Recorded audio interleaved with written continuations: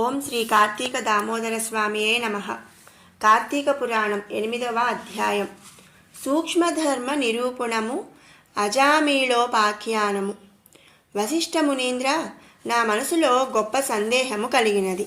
ఆ సందేహమును తెలిపెదను, దానిని నశింపజేయము. మీరు నాకు ధర్మ సూక్ష్మమును చెప్పితిరి, పాతకములతో గొప్పవానిని చెప్పినారు. వర్ణసంకరణ కారకములైన మహాపాపములు చేసిన దుర్జనులు వేదత్రయోక్తములైన ప్రాయశ్చిత్తములను చేసుకొని పరిశుద్ధులగుదురని ధర్మశాస్త్రములందు చెప్పబడి ఉండగా, మీరు ధర్మలేశము చేతనే పరిశుద్ధులై విష్ణులోకమును పొందుదురని చెప్పినారే, అది ఎట్లు సంభవమగును అని చెప్పి వశిష్ఠ మునీంద్రుణ్ణి అడిగాడు. ఓ మునీశ్వర, అనంత పాతకములు చేసి ఈ పాపములు గొప్పవనియు వీటికి ప్రాయశ్చిత్తములు చేయించుకొనవలేననియు తెలిసియు అట్లు చేయక దైవవశము చేత సంభవించి కార్తీక దీపదానాది పుణ్యముల వలన వైకుంఠమునకు పోవుట ఎట్లు సంభవించును? వజ్రపర్వతమును గోటికొన చివరి భాగము చేత చూర్ణము చేయుటకు సఖ్యమగునా? తాను లోపల నుండి గృహమునకు అగ్నిని ముట్టించి మండుచుండగా తెలియని వాని వలె ఉండి పుడిసెడు నీళ్లు అనగా చేతికి వచ్చినన్ని జలము అగ్ని మీద చల్లిన ఎడల ఆ అగ్ని చల్లారునా? మహానదీ ప్రవాహములో స్వయముగా పడికొట్టుకొని పోవుచు గడ్డి పరకను ఆధారముగా చేసుకొనిన దరికి చేరునా? స్వయముగా గొప్ప పర్వతమునెక్కి అక్కడ నుండి క్రిందకి పడుతూ మధ్యనున్న చిన్న గీతను పట్టుకున్న ఎడల పడుకుండునా? ఇట్టి దృష్టాంతములను బట్టి చూడగా అధికములైన పాపములను చేసి స్వల్ప పుణ్యము చేత వాటిని నశింపజేయుట ఎట్లు సఖ్యమగును? నాకీ సంశయమును నశింపజేయుము. నాకే కాదు, వినువారికందరికీ ఇది ఆశ్చర్యకరమే. కార్తీక మాఘ వైశాఖ మాసములందు చేసిన స్వల్ప పుణ్యమే అధిక పాతకములను నశింపజేయునని మీరు చెప్పినారు. అది ఎట్లు సిద్ధించును? సూతుడిట్లు పలికెను. ఈ ప్రకారముగా రాజు మాటలను విని వశిష్ఠ మునీంద్రుడు చిరునవ్వు నవ్వి, కొద్ది పుణ్యము చేత పెద్ద పాపములెట్లు నశించునో అని ఆశ్చర్యంతో ఉన్న రాజుతో ఇట్లనెను.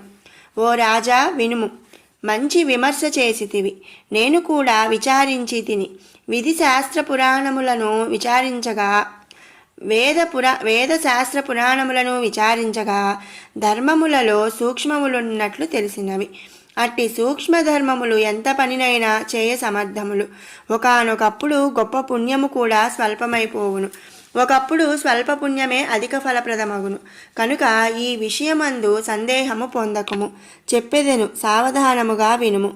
ధర్మములు గుణత్రయముతో కూడుకొని స్వల్పాధికములగును. గుణములు సత్వము, రజస్సు, తమస్సు అనునవి 3. ఈ 3 గుణములను ప్రకృతి వలన కలిగినవి. ప్రకృతి అనగా మాయ. అందులో సత్వగుణము వలన చేయబడిన ధర్మమును సూక్ష్మమం అందురు. ప్రాయశ్చిత్తములన్నీయు తమస్సు వలన కర్మకాండయంతయు రజోగుణము వలన కలిగినవి. తిరిగి జన్మ ఇచ్చినవి తమోగుణము వలన చేసిన ధర్మము తామసము అనబడును. ఇది నిష్ఫలము. ఇందులో సత్వగుణముతో చేయబడిన ధర్మమును సూక్ష్మమని నీకు చెప్పి తిని, అది కొంచెమైనను కాలయోగము వలన వృద్ధి నొందును. దేశమనగా పుణ్యక్షేత్రము, కాలమనగా పుణ్యకాలము, పాత్రమనగా యోగ్యుడైన బ్రాహ్మణుడు.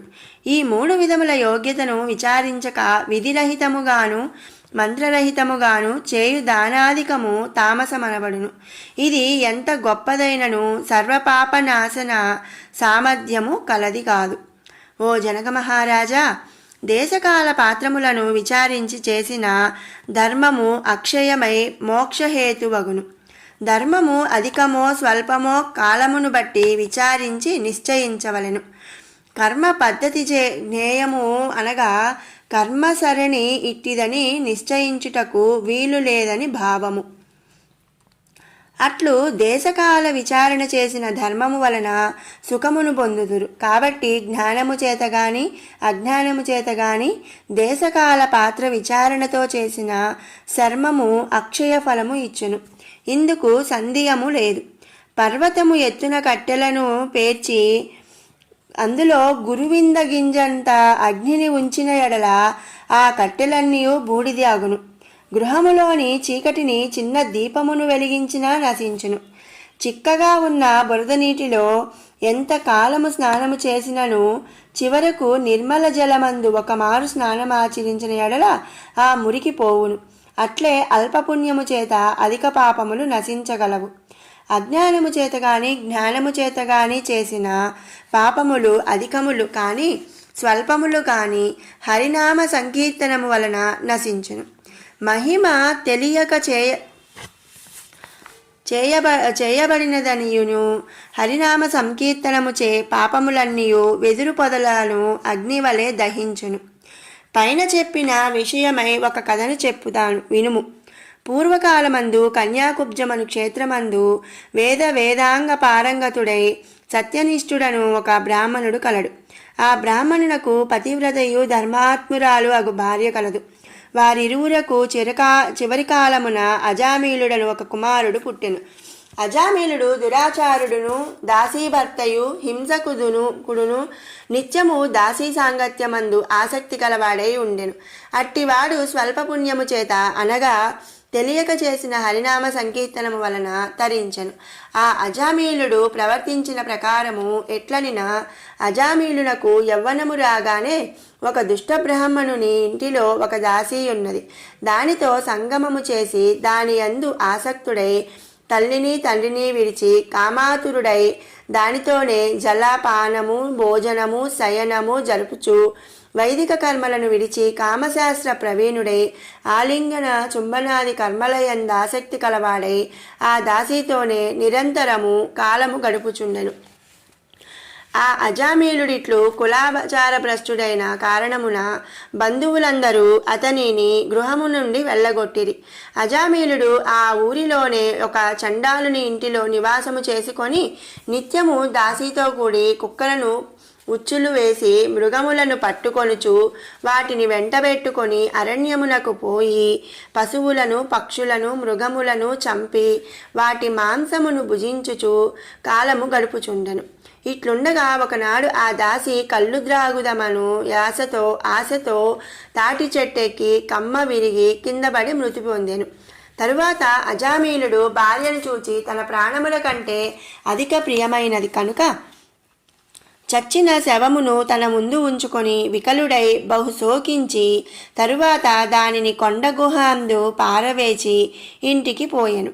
తరువాత అజామీలుడు యవ్వనవంతురాలైన దాని కూతురు చూచి పాపాత్ముడు గనక తన పుత్రికను నీతిని విడిచి దానితో చిరకాలము సంభోగించి సుఖించెను. తరువాత అజామీలునకు ఆ కూతురి యందు కొందరు పుత్రులు కలిగి నశించిరి. అందు చివరివాడు మాత్రము మిగిలియుండెను. వానికి నారాయణ అను నామకరణము చేసి అజామీలుడు నడుచునప్పుడును కూర్చుండునప్పుడును జలపాన కాలమందును భోజనము చేయునప్పుడును తిరుగుచున్నప్పుడును పుత్రపాసము చేత బద్ధుడై నిరంతరము ఆ నామముచే నారాయణ నామమునే పలుకుచుండెను. తరువాత కొంతకాలమునకు అజామీలునకు మరణకాలము సమీపింపగా అతనిని తీసుకొని పోవుటకు గాను ఎర్రని గడ్డములు మీసములు కలిగి చేతులందు దండములను రాళ్ల కత్తులను ధరించి భయంకరులైన యమదూతలు వచ్చిరి. అజామీలుడు తనను తీసుకొని పోవచ్చిన యమదూతలను చూచి భయపడి పుత్రస్నేహము చేత దూరమందాటలోనున్న కుమారునిని నారాయణ నారాయణ అని పిలిచెను. ఆ పిలుచునప్పుడు భయము చేత దీనస్వరముతో పెద్దగా ఓ నారాయణ అని పలుమారులు పిలిచెను. రాజా దైన్యముతో కూడి నారాయణ నామ సంకీర్తమును మరణకాలమందు అజామీలుడు చేయగా విని యమదూతలు ఆలోచించి దగ్గరకు రావెరచి దూరముగా పోయి భయముతో ఉండిరి. అంతలో తేజోవంతులైన విష్ణుదూతలు వచ్చి యమదూతలను చూచి ఓయి ఈ అజామీలుడు మావాడు కాని మీవాడు కాడని పలికిరి. రాజా ఆ విష్ణుదూతలు పద్మముల వలె విశాలములైన నేత్రములు కలవారును పచ్చని పట్టుబట్టములను ధరించిన వారును పద్మమాలాలంకృతులను కిరీటవంతులను కుండలధారులను మంచి మాలికలు వస్త్రములు ఆభరణములు గలవారు 4 చేతులు కలవారు సుందర దేహులను శంఖచక్రములను ధరించిన వారు, తమ కాంతి చేత దేశమంతయు ప్రకాశింపజేయువారును అయి ఉండిరి. ఇట్టి విష్ణుదూతలను చూచి యమదూతలు ఇట్లు అనిరి: మీరు ఎవరు?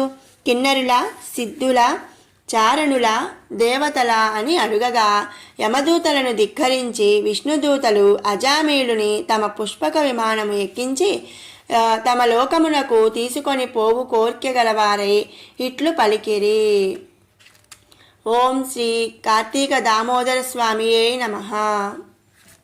శివానందలహరి 8వ శ్లోకం. యథా బుద్ధి సుక్తౌ రజతమితి కాచాస్మని మణి